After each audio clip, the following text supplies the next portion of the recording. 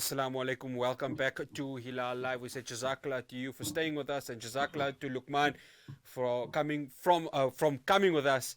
He was, of course, in Durban for the Magma Relief Foundation. Now, a wave of protests have erupted following the demolition of several masjids outside of Ethiopia's capital, Addis Ababa, in recent months. The Ethiopian government claims that these demolitions are part of an urban planning project, but this has led to widespread anger among Ethiopian Muslims who view it as an attack on their religious freedom and cultural heritage. Joining us now from the Nejashi Islamic Foundation is Tabarek Selman. Tabarek, Assalamu alaikum wa rahmatullahi wa barakatuh, and Jazakallah so much for joining us. وعليكم السلام ورحمة الله وبركاته وجزاكم الله خير for inviting me to your TV. No, it's an absolute pleasure. So let's start with the roots of what is going on. Why are these attacks happening in the Oromia region? Okay, actually there is a plan which is urban planning project, which is planned by government. This plan is called Shaggar project. In this project, government wants us to establish a modern city, which is called Shaggar, in which more than 10 municipalities or small cities will brought together. This is a big city actually. This is a development plan for our country. But when they start to act on this plan, just government wants to demolish these illegal homes, religious institutions. When they start to demolish homes and religious institutions, complaints are raised from the community. Because the communities are not aware of these things. There is no discussion between government and communities. That is why it is vague or new for them when they demolish it in a daily basis while they are not ready for that. So the main problem is government. It didn't make so many discussion together with communities and religious leaders. That is why this thing is make anger on the society, especially when it is come to religious institution. You know, it is sensitive. Religion is sensitive. That is why people are acting with anger. It is this. Tabarek, you said there was no consultation, and it's clear that there wasn't any consultation because the local government are saying that the masjids are built on illegal land. But why would they be saying that again when they haven't consulted the people of that very same region? Yeah, the government is saying that it is illegal, masjids are illegal. But in our trend in Ethiopia, you know, there are bureaucracies. When you ask someone, government institutions to give you permission for masjid, maybe it takes a long time to get permission. That is why it is our trend to buy individual houses, then they start to pray on it, and gradually they start to legalize it, to make legal form. That is why most of them, you get that they don't have legal paper, but government, you know, that these bureaucracies, you know, there are peoples who are especially those with Islamophobia when they are on government structure or in the government sector. When you go to them, they make you very angry. they don't give you a chance to be legal. That's why most of masjid, they are even in these days they don't have a legal permission. It takes time.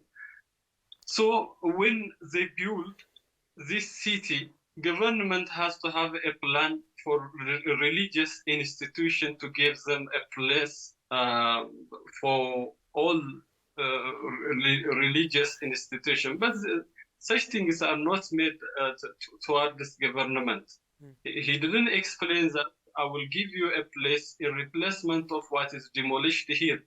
There is no a close relation, a close discussion with the community, with the religious leaders. That is why we are confused. We don't know what is the motive to demolish masjids without just asking anyone. Especially, we have an institution which is called Majlis or Islamic Affairs Supreme Council. This is the leader of all the Muslims in Ethiopia. So they have to contact this council before demolishing the masjid, but they didn't do it. Even after 2 or 3 masjids are demolished, this council has written letters repeatedly, but they didn't answer even for these letters. Tabarek, I have to get to the next question. Sorry about that. Livelihoods, they are being affected because it's not just the masjids. There's of course people who have livelihoods within that region. What happens now to those who also have those livelihoods? How are they going to hold the government to account? Yeah, it's known when someone's houses demolished. Yeah, this livelihood become worse. Yeah, it's known. But toward this, just let me answer for you toward this the religious institutions. Toward this, our majlis, a committee is organized or formed to solve this problem, to have a solution for this problem, which is by council of which is established by Council of Islamic Affairs. To do what? To get closely to make discussion with the government to solve these things, this problem. Alhamdulillah, now in the current time, these committees have made a discussion with government, with the regional Oromia government. Alhamdulillah, there is an agreement to solve these things. Alhamdulillah, now in the current time, we see a willingness from the government side to solve these problems. But after how many attacks are done and how many lives are already killed, Alhamdulillah, now just they are on agreement to give a replacement for the demolished masjid, and also they are in promise with the regional government to build Islamic university in that specified area, Shaggar area. Inshallah, the things maybe will be resolved, inshallah, in the future. Inshallah, I mean, we do hope for that to happen.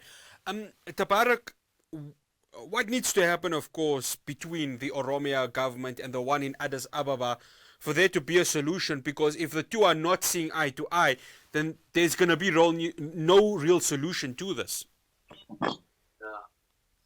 Okay, when I come to these two governments, the regional and the national governments, they have to go together in line with, they have to be in line with discussion and to solve these regional problems. Actually, this Shaggar is in Oromia region, which is the widest region. So, and also in the outskirts of the capital city, which is the seat of national government. So they have to work closely to solve these problems, especially when it is religious problems. It's difficult after something happen to solve such problems. So the national government, especially, just he has to um, work to implement what is promised by regional government, what is promised, and also to create a condition, a good condition for the solution of such problems. One final question, Tabarek. It's clear that Muslims feel misrepresented within Ethiopia. How does that change?